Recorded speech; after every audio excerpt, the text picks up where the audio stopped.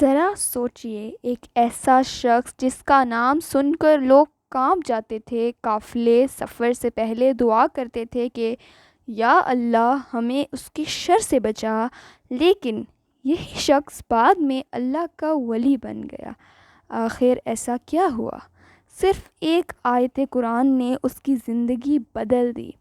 کئی صدیوں پہلے خراسان کے صحرا میں ایک شخص رہتا تھا، فضیل بن عیاض۔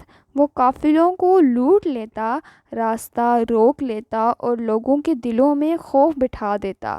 اس کا نام سنتے ہی لوگ راستہ بدل لیتے، یہاں تک کہ مسافر سفر سے پہلے دعا کرتے، یا اللہ ہمیں فضیل بن عیاض سے محفوظ رکھ۔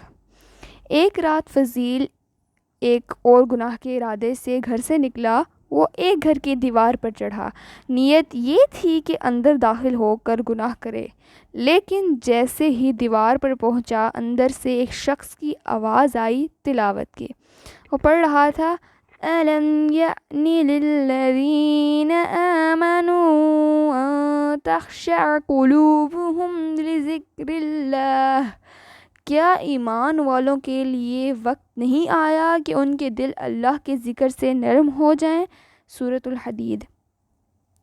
یہ الفاظ سیدھا اس کے دل پر لگے، جیسے اللہ کہہ رہا ہو، اے فضیل، کیا ابھی وقت نہیں آیا؟ کب تک بھٹکتے رہو گے؟ فضیل کا جسم کانپ اٹھا، اس کی آنکھوں کے سامنے ساری زندگی کے گناہ گھوم گئے، لوٹے ہوئے قافلے، خوف زدہ چہرے، معصوم لوگوں کی بد دعائیں۔ فضیل فوراً وہاں سے ہٹ گیا، مگر آیت سے بھاگنے کے لیے نہیں، بلکہ اللہ کی طرف دوڑنے کے لیے۔ قریب ہی ایک خالی مسجد ملی اور وہ اندر جا کر سجدے میں گر گیا۔ آنسو زمین کو بھگو رہے تھے۔ وہ کہہ رہا تھا، یا اللہ میں تیرے پاس واپس آیا ہوں، مجھے معاف فرما دے، میں آج سے اپنا راستہ بدل رہا ہوں۔ اس رات کے بعد فضیل کی زندگی پلٹ گئی۔ وہ ڈاکو جو خوف کی علامت تھا، اب امن کی نشانی بن گیا۔ دن رات قرآن پڑھنا، عبادت کرنا اور لوگوں کو اللہ کی طرف بلانا اس کی زندگی بن گئی۔ لوگ کہتے، اگر تم فضیل کو دیکھ لو تو تمہیں اللہ یاد آ جائے گا۔ میرے عزیز بھائیوں اور بہنوں، اگر ایک خطرناک ڈاکو اللہ کا ولی بن سکتا ہے تو پھر ہمارے لیے کیا ناممکن ہے؟ چاہے ہم کتنے بھی گنہگار ہوں، جب تک روح حلق تک نہ پہنچے، جب تک سورج مغرب سے نہ نکلے، توبہ کا دروازہ کھلا ہے۔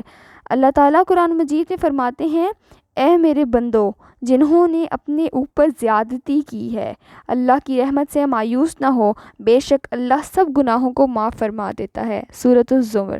شاید آج کی رات آپ کی واپسی کی رات ہو۔ جزاک اللہ خیرا کثیرا۔